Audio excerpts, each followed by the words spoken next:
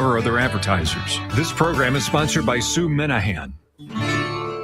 Welcome to Talk Cosmos, the show where Sue Rose Minahan and her guests bring you insightful conversations to awaken heart and soul consciousness. Come journey with us exploring the meaningfulness of astrology's energetic cycles and get ready to understand your path in the cosmic roots of the stars.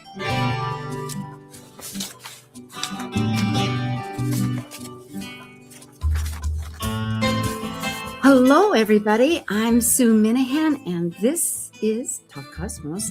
Today it's April 19th, and we're talking about Mars and Saturn. And a total partner is Mercury. They're all in Aries, that fire sign that leads forward energetically, rediscovering, becoming, inventing ourselves. I have a great guest, and I think I'll leave it at that because there's lots of leadership potential, and it's I think really in the back of everybody's minds and hearts, that's what we want. Aries, it wants to know, I am a leader, I am going forward, and to be able to take stock with it. All right, here we are. We'll start. Talk Cosmos engages unique events during the 3rd and 4th weeks of the month, featuring a myriad of new and returning guests. Joining host and founder Sue Rose Minahan, they co-create to explore and contemplate a wide spectrum of potent subjects. Embark on today's topic within our panorama of guests and insights as we welcome the astrologers for this conversation. Hello, I'm Sue, and am I echoing? Oh, I hope not. But anyway, hi, Jen. Hi, Jen Sachs. Hi, Sue. It's good to see you. It is. This is a great subject, and it was a match. It's just like leadership is really, because you're not you're a leadership by yourself, but then invariably you join other people. It's a force, right? Sometimes, because you did a wonderful talk on that with our Kepler astrologers, Toastmasters, and I had this conjunction happening and thought, oh, perfect. So we have a lot to talk about.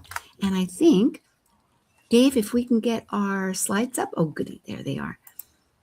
Jen Sachs is a certified astrologer, a consultant, tarot reader, a speaker, and does classes. Her modern astrology involves traditional timing techniques. And on every week, she has a wonderful, it's called Sachs Astrology. Is it Sachs or Jen Sachs Astrology podcast? Jen Sachs Astrology podcast. Oh, okay. I deleted the Jen. Very good. And Jen Sachs Astrology is her website. She has background in spiritual psychology and has been really doing one-to-one clienteles for 20 some years. So you learn so much with your clientele that it's an education beyond, just like these talks that we do. Every week you have to keep up with something and learn more. And that's the beauty of having a guest. You learn what they know and it invites more thought. So I do hope that with everybody here, that's your experience too, that you walk away inspired, motivated, thinking, yes, I can, like the little engine that could, right? Very Aries energy. And just one correction, I did not correct you, Sue, but it's starting this week. My podcast is going to be on Mondays. It's just better for my schedule and my ability. So it'll be tomorrow and not today. So thank you. We will change that because you will be returning. And I love that fact. It's like how we are adjusting our leadership. You took that on. It's one perfect example that what was can still be, but kind of moving the river a little bit of activity. Yes. Let's look at the Sabian symbols. It's for those folks unfamiliar, and for people that are familiar with it, it's a imagery based, spiritually based.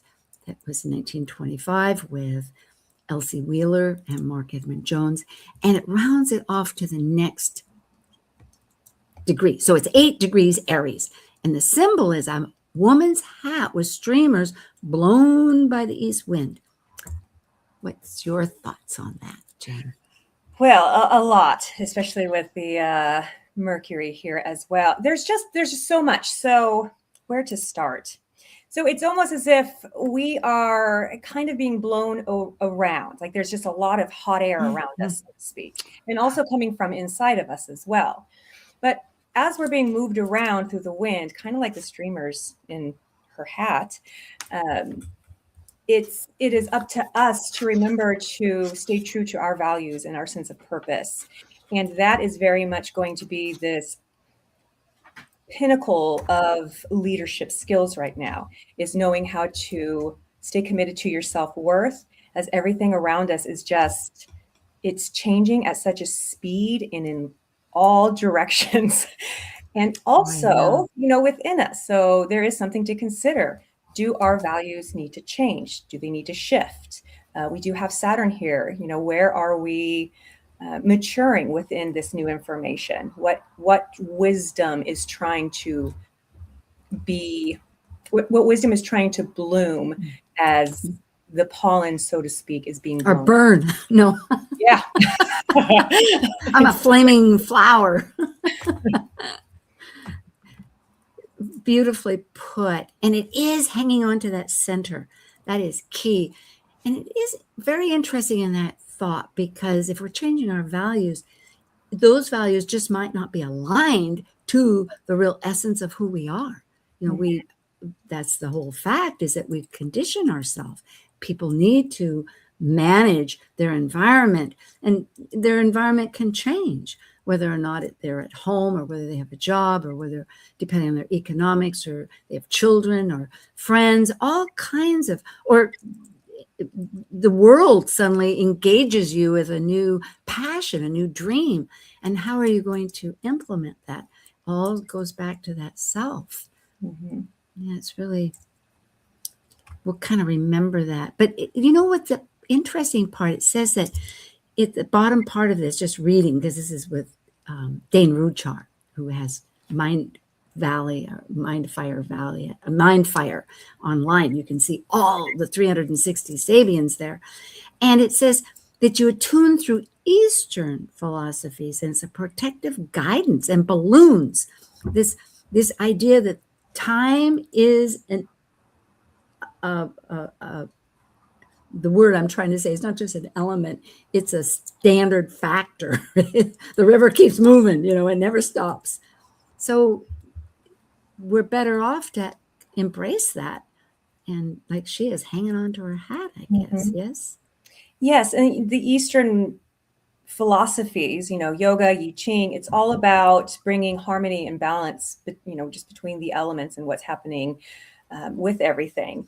And I do find it interesting. It's because it does seem like right now that it's these Eastern countries that seem to have they're just very solid. Like, and not even that, but it's even the Red Note, which is kind of like China's version of TikTok, that's booming within the United States as well. So it is kind of interesting how this is also playing out in kind of this greater element outside of us as well. It is unity. It's like, okay, however you see the East and the West, let's just work together, find out what's happening together. Mm-hmm. Good. Well, Mars and Saturn exactly at 7 degrees, I think it's 51 minutes at this moment, which is a couple of hours after this show. It's 3-something as far as Pacific time. So it's really, we're right on that cusp merging. And Mercury is right there within minutes. I mean, minutes, same degree, 7. Such the crosser of boundaries and potential of dimensions. So it's really fundamental with Saturn. I'm looking at this archetype before we look at more of it together. And I think it's that forging, sober Saturn that says, let's just clear the field of what's extraneous, and then we can see our direction, what makes sense. But it's a matter of listening too, all the time. I mean, Mercury and speaking, it's engaging. It's not just totally internal. Yeah. Yeah. So here it's this is very much given, especially with Mars in its home. And Mars kind of does what he wants, So, and I know Saturn's going to come in and try to slow Mars down, but even though this isn't necessarily Mars's greatest strength, or I'm sorry, Aries isn't his strength, it's just where he's home, but it's like, this is where Mars is more comfortable. So he might not feel like he has that much to lose. So he might be a little bit more activated whenever it comes to these authoritative situations and how we think and how we speak and communicate with each other, especially in hierarchical situations. So, we are very much at this turning point of humanity. And I think that Mars here being home is such a powerful planet to apply focus on, at least sometimes, just to kind of consider, but to consider focus on when he's at home. How are we when we physically feel comfortable and our energy is motivated in a way that we feel safe enough to stand up to those or who are trying to belittle us with their authority? And how are we using the sense of communication? And even though our communication is like our words are weapons whenever Mercury is in Mars, but like war isn't always bad if you're standing up against people or a system or a part of yourself that needs to change, that needs to be demolished, that needs to be pioneered. I love this. Bravery is a big part of it. And it reminds me, it involves also not just the bravery to take the action or the words or the contemplation that you're thinking, but bravery afterwards to embrace yourself. Oh, I did that. Because sometimes it's a matter of catching up with yourself. It might be a new form of direction, of leadership that you're commanding within yourself, because the moment engage or demands or requires, could be a good word, a certain response or perspective to continue with. And it can be a bit abruptive or perhaps not in alignment with what you consider to be so hunky-dory. I don't know if that's a word that people use these days or not, but yeah. I love the fact that Mars and Mercury are together. They are buddies in a lot of ways. Mars, Mercury is a buddy with everybody, I think. Yeah. Mercury gets around. Yeah, it needs to. It can slip in there and out there into our brains, into our hearts, wherever it goes, under the ground, up in the heavens, metaphorically speaking. And so Saturn has that, really is that manufacturer that takes in everything, and as long as they're listening. And I think in Aries, sometimes it's not listening, it's like more senses, it's body sense, it's everything, right? It's the whole environment which Mercury takes in, and then that inspires you to move. Did you like that? I did. I like the sound effects. Yeah. And just one more thing about Saturn in Aries is, it might be restricting our fire and our sense of safety within our physical self. But Saturn in Aries also builds structures that can outlast fires as well. Oh, that's right. Yes, the elements. And that comes into, like, we're in a fire year with the horse this year. 2 years in a row we'll have fire, this year and next year. Yes, and that I discovered this year, because every year we have Jennifer Ng. Well, not every year, but for several years. And it has always prompted me to learn more about it. I'm trying to think of a way to get her in where we can go in the middle of the year with it. So I'll have to talk to her. But with that said, I discovered too that the elements repeat every time. So it's and it kind of brings that harmony and balance of the yin yang and yin yang of water, earth. Here we have in the stellium of Aries 5 planets. I think there's actually a few asteroids. I have 6. Oh, there's Eris. Yeah, there's more. There's Eris, but we have Chiron. Besides Mars, Saturn, and Mercury, we have Chiron, the wounded healer that is the master teacher and sage. And the moon is transiting that right now. And I didn't write the sun. I think the sun is in there too. Darn. Also Well, Neptune. That's sneaky Neptune. oh, that's right. Well, you Dissolving know what? This is, yeah. Well, I think this was, in a sense, a certain, I was working with a certain aspect that we have pattern. But yes, Neptune and, yes, because here it's trine. It's this, well, these energies are working together. I think that's it. So I guess we're talking about two things. But yes, we have that big stellium. It's actually like 7. Well, I don't mean to get, the moon gives way after a while, and then the sun gives way. But there's hope with Chiron. You know, I think there's a new way with all that new directions to maybe hopefully step away from victimhood into personal empowerment. You think?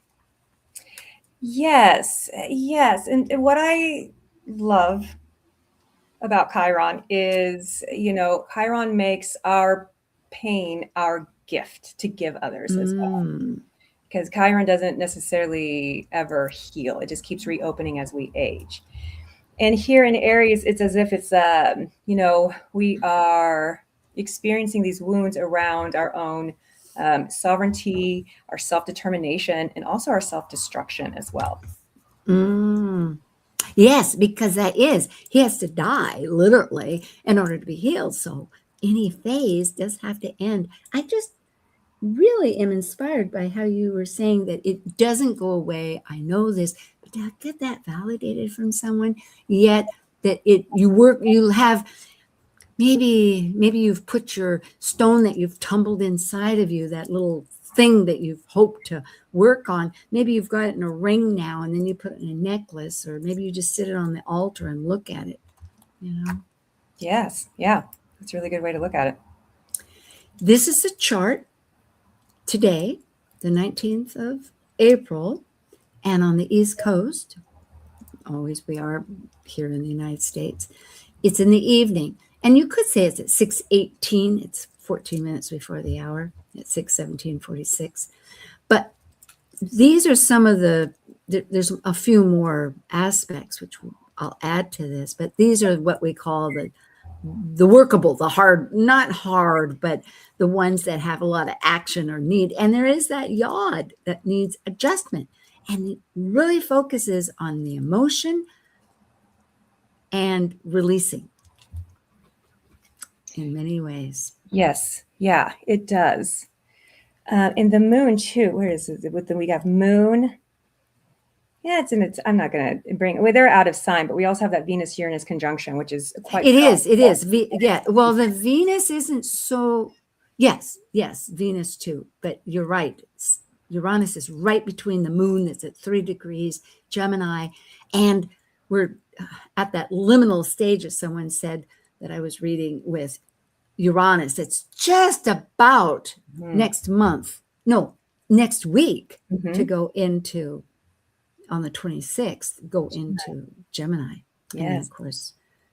So those other two are so quick moving that, yes, we can embrace it all in that point. Yeah. And the moon with the sextile, especially with Pluto and Juno, this is a really lovely gift for us all collectively, no matter what gender we do or do not identify with, for us to check in with how do these different aspects of ourselves commingle. When are we assertive when we should be receiving, and vice versa? When are we allowing ourselves to be walked over, when we need to stand up and, tell an audience like, hey, I'm the speaker of the week here. This is my turn to take control here, to have this position. We got to keep going and get through our agenda.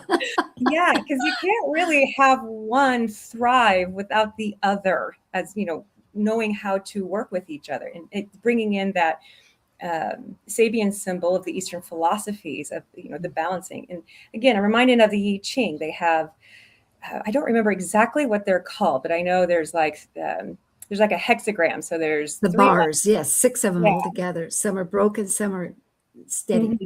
And they equal just two different aspects of nature, basically. So this chart that we're in today, especially with all this fiery energy just activating us, this moon trine to Pluto and Juno. But it is involved because they're both very much with the nodes, at least the south node releasing. So it wasn't an exact, but it's working in there together in the kettle. Yes. But the moon trine the Pluto Juno conjunction, it's our opportunity to reflect on how our commitments and partnerships are being destroyed. Because, Pluto comes in, and Pluto gives us, oh my gosh, what is the word I'm looking for?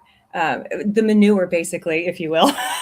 Yeah, it regenerates it literally out of the mud. It grows. Yes, Pluto gives us the manure for us to build this beautiful garden. And again, with all this Aries energy. Compost, you could say. Thank you. That's the word I was looking for. Okay. But Aries energy, it's, for us to use that, the compost for us to build that garden. And then whenever we reach, Taurus, and then Venus is going to have that conjunction with Uranus in Taurus before they both enter Gemini here next week. So it's a really big opportunity to see how we're using our energy and our resources as well whenever we feel as if everything is new. I don't know what to do. And it's up to us to be leaderships, not just in CEOs, not just in our jobs, but at our homes, in our communities. Yes. Speaking up within our day, you could say. Absolutely very true. Because how we, and it's, what I'm thinking is we have new stories with that, the energy of Venus and the moon. We have an opportunity to renew and change the stories that we tell ourselves. Because if we are going through that day, as you're saying, with being our leader, it's like the little engine that I can get up the mountain, and maybe I even enjoy the scenery on the way. And maybe that's the challenge why I'm doing this. What seems like victimhood to myself, but no, it's actually a pleasure. It's my choice.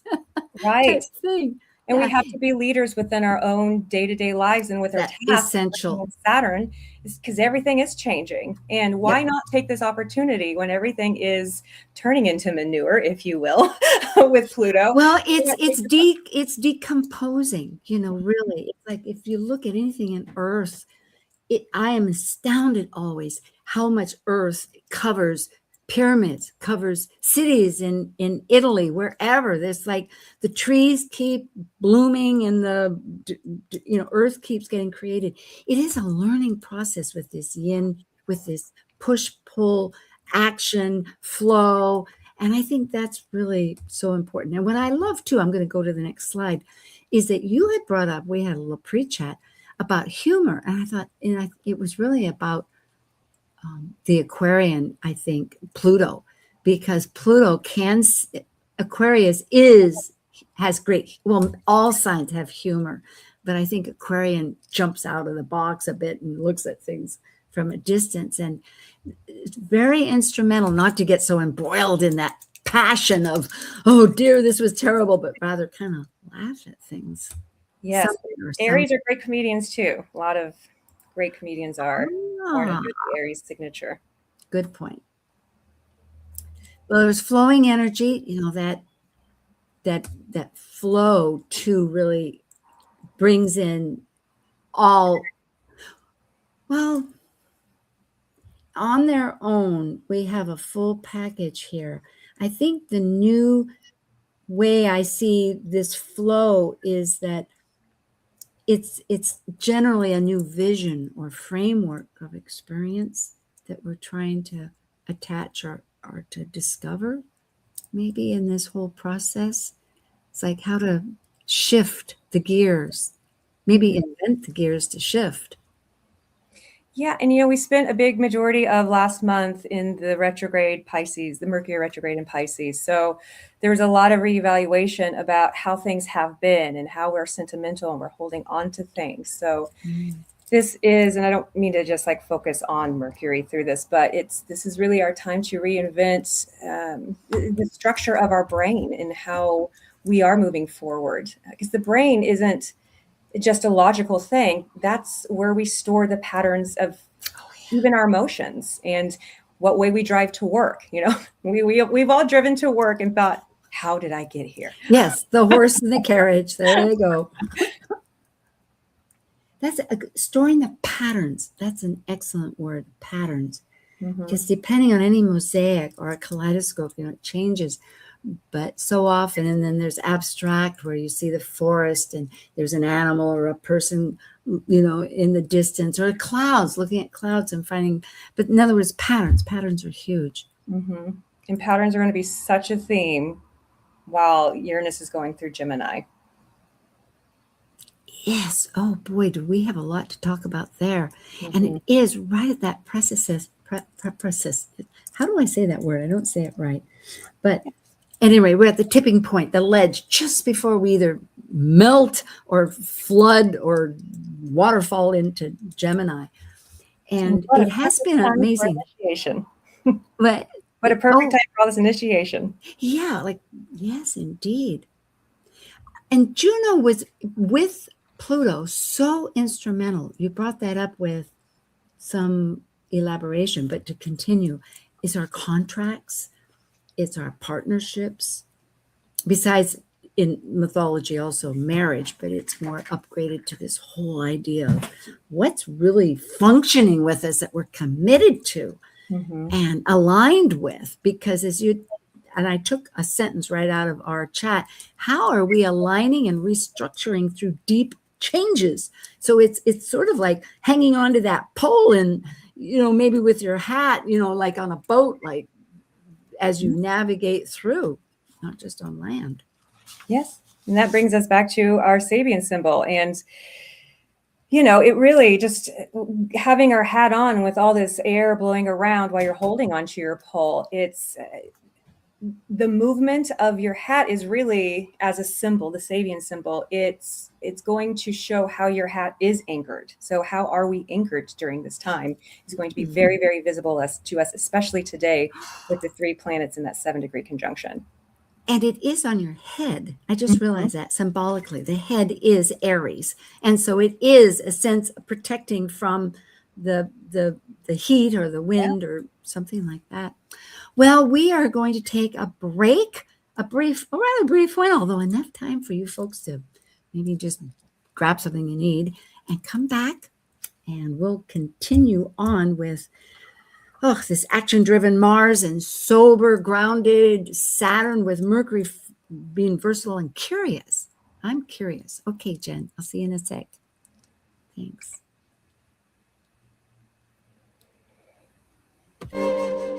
While we take a break from this week's edition of Talk Cosmos, let's take a look at this cycle's archetype. We're currently in the period of Aries. By leaving a cycle based upon completion, the energy of Aries sparks initiation, creating action to separate into a new cycle of life. It's a fire sign, which means it will involve great emotion. And because separation may create resistance, it also takes great courage to break away to new ways of becoming.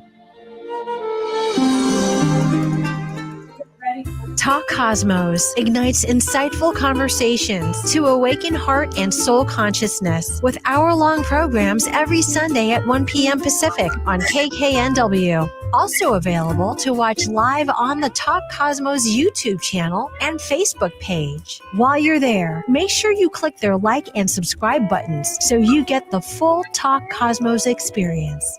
You can listen to earlier podcasts since 2018, either on most podcast carriers or under the video tab on Talk Cosmos YouTube. To join our expedition and find out about upcoming programs, sign up for the newsletter at talkcosmos.com and launch your week into the cosmic wonder. This is Martha Norwalk. Every Sunday morning, beginning at 9 a.m., thanks in part to newprosupplements.com, we cover the world of animals. This week, April 26th, it's an encore presentation. Tune in to hear our last energy balancing show with best practitioner Linda Rasmussen. She helped callers and their animal friends with emotional and behavioral and physical issues, and you can receive a surrogate healing just by listening and following along with her instructions. Martha Norwalk's Animal World, Sunday morning, 9 a.m. to noon, right here on Alternative Talk, AM 1150. Broaden your horizons. You'll be amazed at all the topics we cover on Alternative Talk 1150.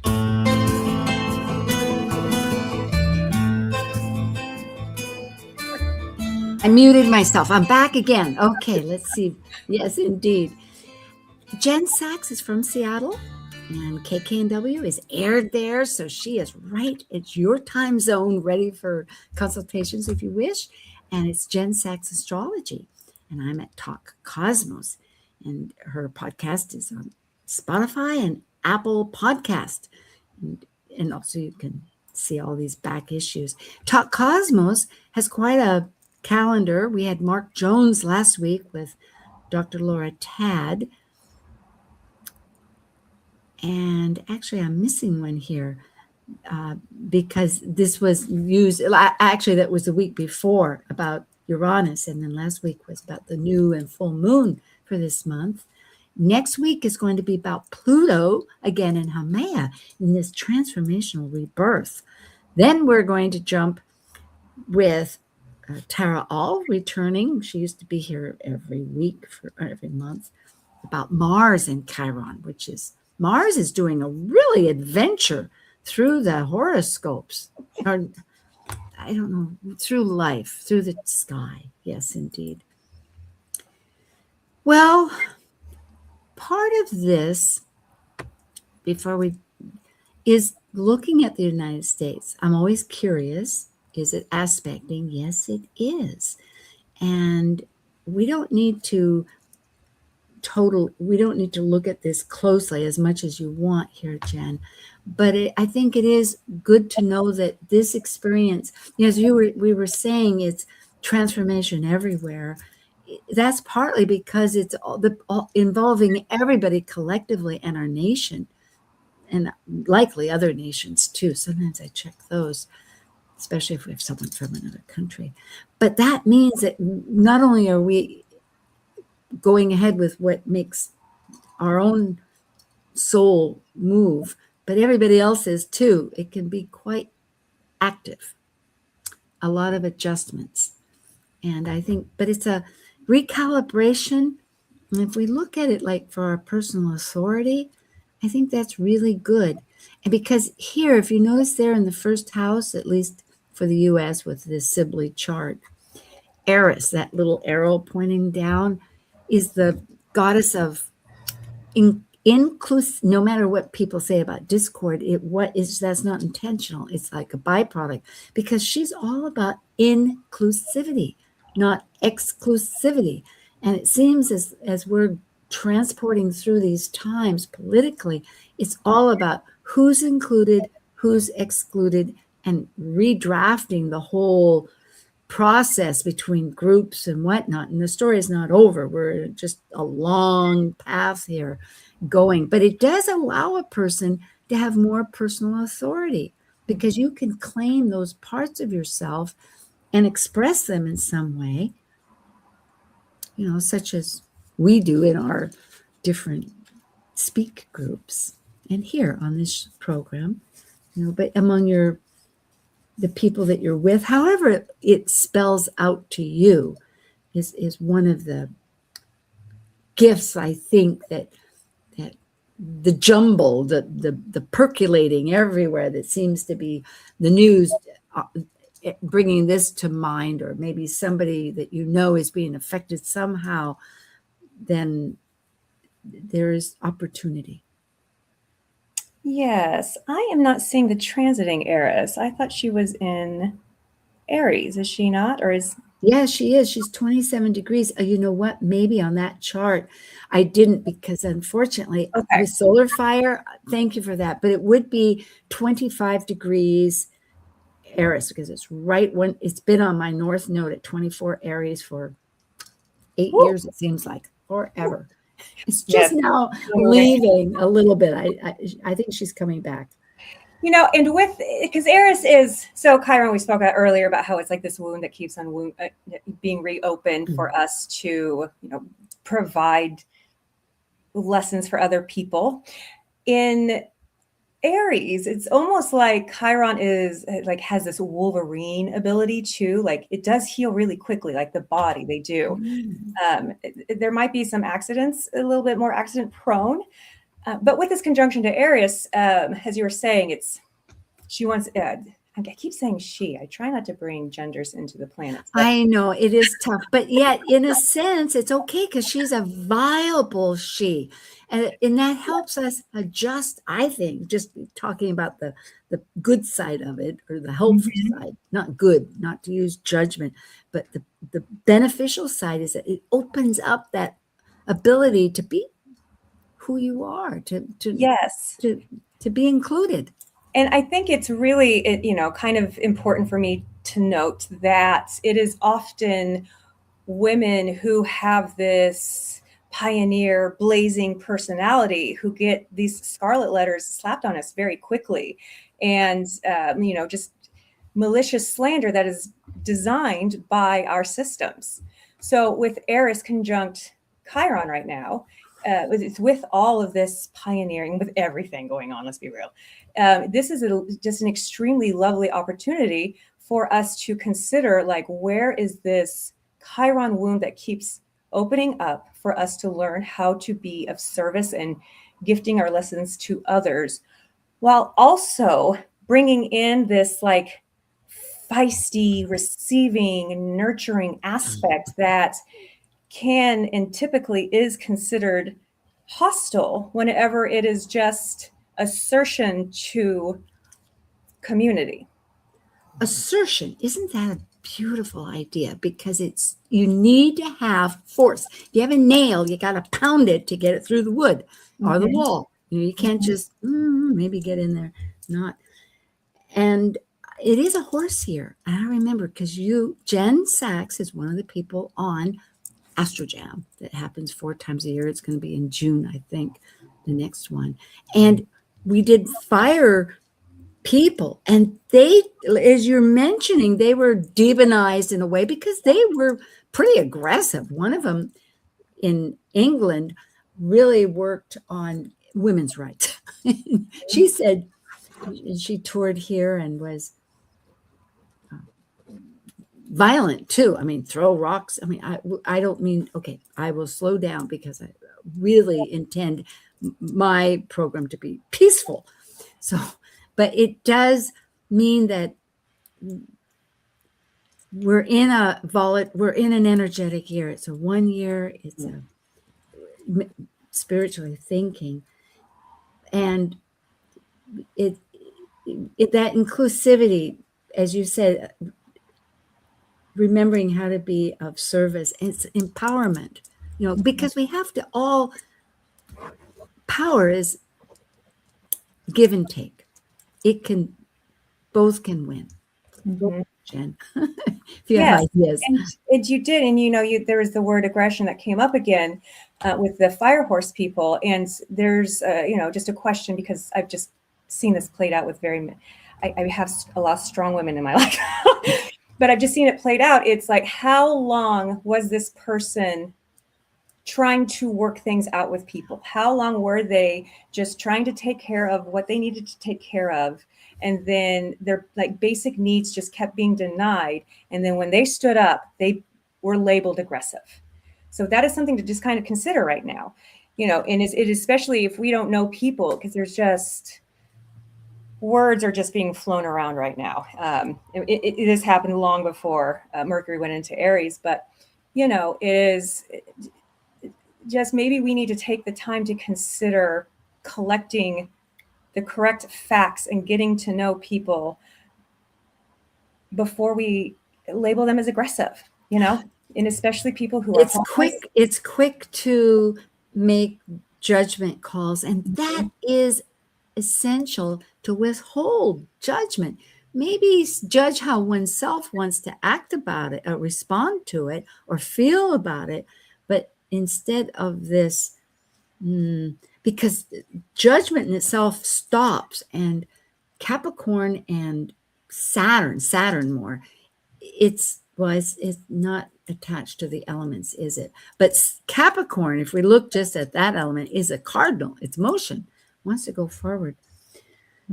And I was thinking back to the actual chart itself, because it does involve very much that emotions and the values and the new stories. And it is that healing and the pattern. Anyway, it's a lot more process involved. And we do have that Pluto-Juno conjunction right now on the South Node, which is interesting. So that just adds to all of this unearthing about what the United States needs to release, needs to move on from. Well, I was curious, and I looked at various other aspects. And I thought, well, what happens when it's at its opposition? So this chart is at the opposition, and it'll be next summer. And this is with the July 4th, 1776 natal chart that the often used Sibley at 5:10 p.m. in Philadelphia, which was the capital at that time, with the ascendant at 12 degrees.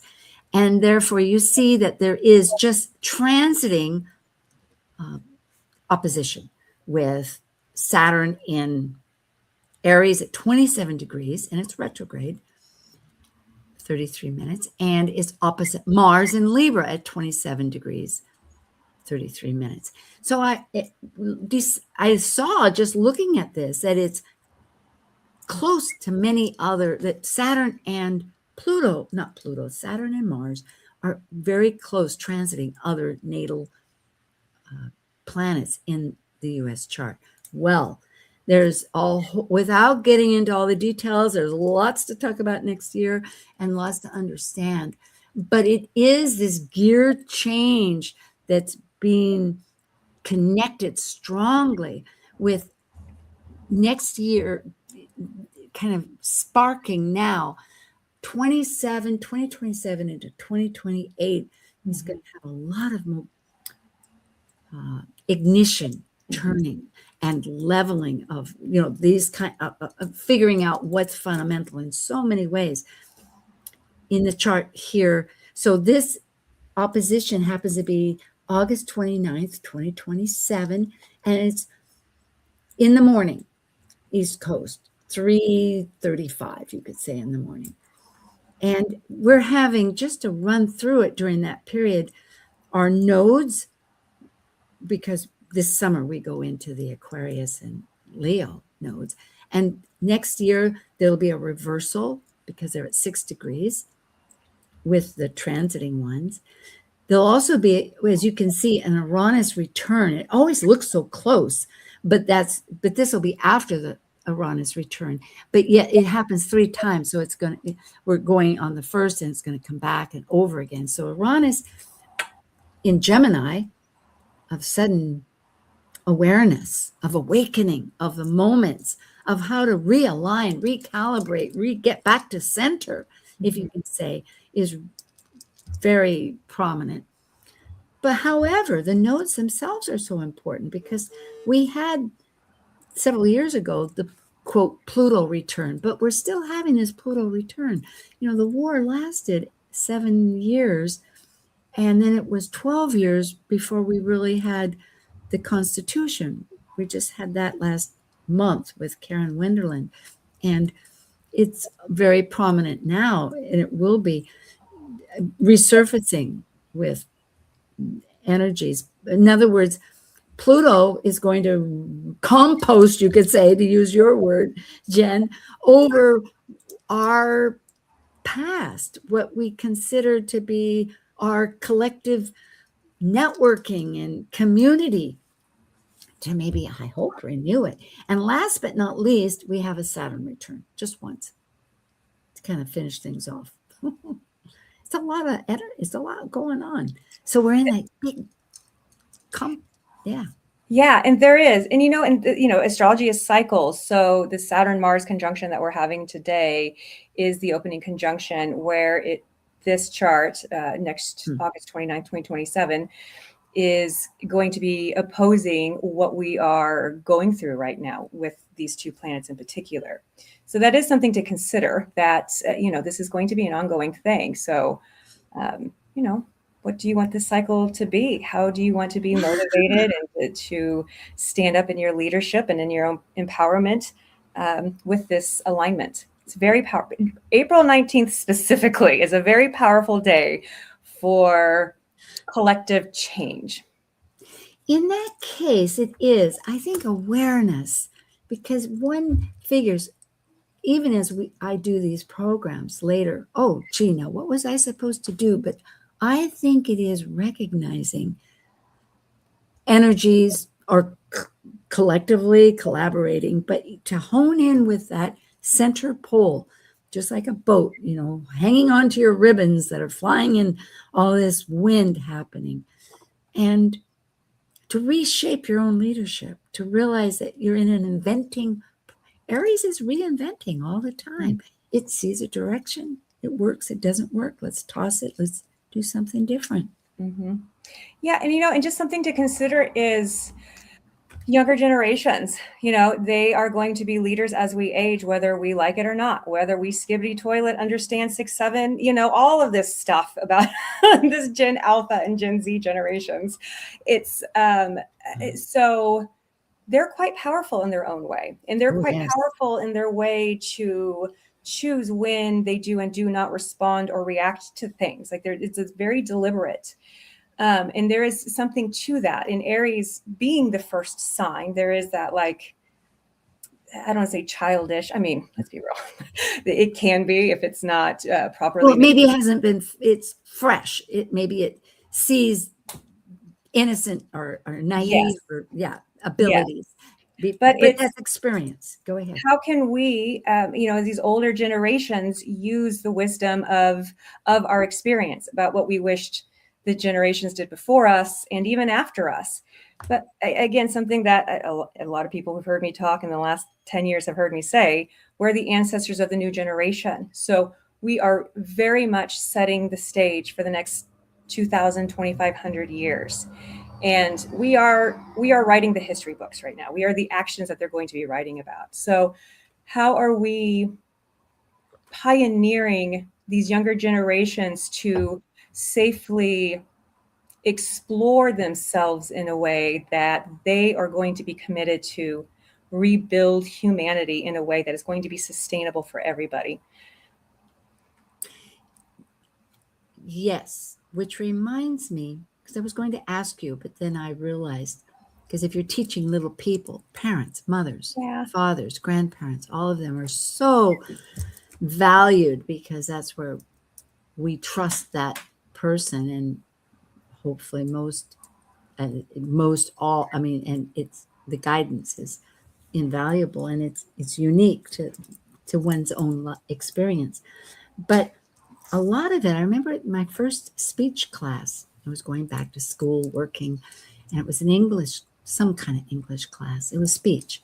And one of the first lessons was, for success, when talking, never to attack the person, but the ideas, what they're doing, in other words, their ideas, but not them as a person. If you say you're this and you're that, immediately you're not getting anywhere.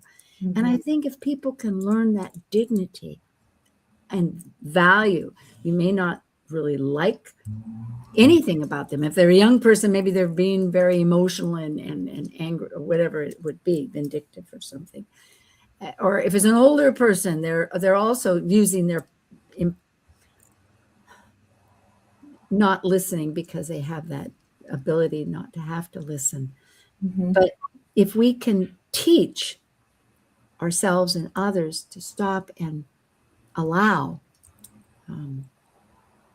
hearing what people have to say and use debate, maybe that real anchor of very Aryan thing. Like a lot of lawyers and debaters are Aries people. Comedians aren't comedians because it's ha ha ha. Comedians are philosophers. yes, I love that. Oh boy, this is exciting, really, because It's think very, of it. I can feel the hot. Very Yeah. heated. I can feel the Aries energy. Yeah, well, there. you know, sometimes I just dream about an impromptu with a really kinetic group of people that were just like they have Saturday Night Live in or laughing or live in. That would be this astrology live in, you know, because you could just riff off so much, you know, because everything is possible. There is no one right way. Right. You know, when you think of the archetypes, the whole potentiality, and that's another thing.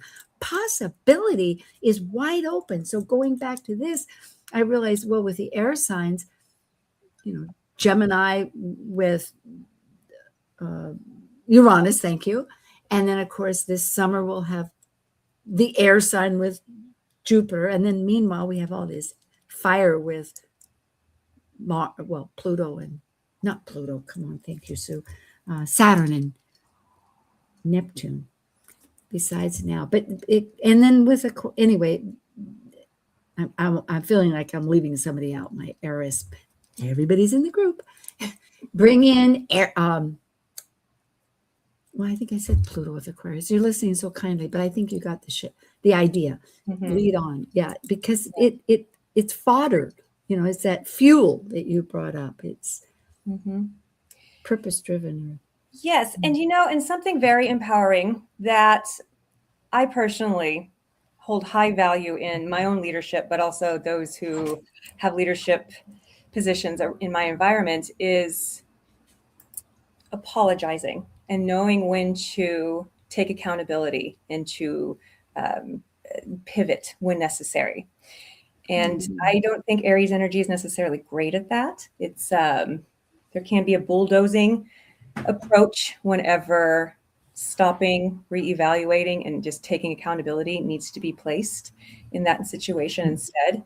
So that is I'm just kind of putting that out there as just something to consider with all of this energy, whether it's from yourself or somebody else.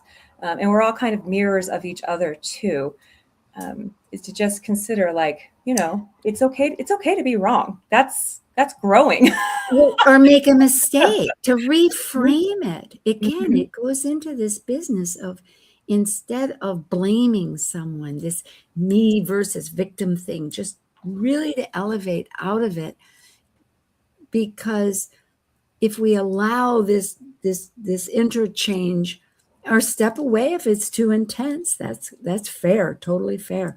But honesty is what, in vibrational astrology, they with research, David Cochrane discovered in his looking at thousands and thousands of charts, such as they do, it is done in vibrational astrology. Honesty and integrity of knowing to act is key, and having the people in your environment see you for what you're doing. So perhaps that's why, if Aries doesn't,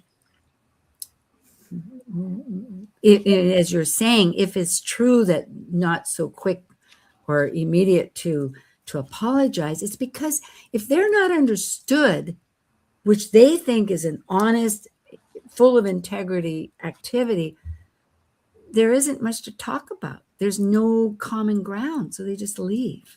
It's like, okay, you know, it's not that fighting combat that we think of. Not to say one doesn't, you know, if it's, you got to defend because it takes, as we've said, a lot of energy to do it. But at any rate, I was just commenting on that factor of it. Thank you. So we're building versions of ourselves. That's the key. There's lots of opportunity here. Yeah. So and we're all leaders. You know, we're all leaders in our own way. And I got to tell you, I was raised in a very tiny town in the Midwest where Carhartts and Dusty Pants were known. And I didn't know anything outside of that. And there was this woman who came in. I was probably 5, 6 years old. And she just had on, I can't remember, she looked like glitter to me. She might not have worn glitter. It might have just been her aura, but she had a flowy dress, long kinky hair, and she laughed in a way that I had never really heard in my hometown. And I think about her a lot when I think about leadership, because just her walking through that grocery store whenever I was a kid and just being who she was, she showed me that there is something more than what I was being offered. Unmistakably, unapologetically being oneself, Yes. as one needs to be, which can be a bit of a lesson in itself to realize that, yes, that it was okay, and always learn in the future. But oh, how beautiful. It's unfolding values in this process. We're experiencing adjustments. And I think the willingness to allow ourselves, that's what it is. Allow yourself, give permission. So as we move along, you can sort of step back and say, okay, where's the wind? What do I need to do? What do I want to do? Who am I? What does it ask me to do? Mm-hmm. Mm-hmm. Yeah. Yeah. And what are your values? In that kind of, it's some things was said in the beginning about our own personal and core values. Kind of going back to that story of my hometown with that woman, it's, what are the values you're living through? Yes, indeed. Yeah, I love that. There are people that just stand out. So if you can stand out with your own strength of being, dignity. Thank you so much, Jen Sachs. And thank you, everybody else. I hope that music isn't warbling in your ears. May your days, and we'll see you again. Happy success in your soul. All right.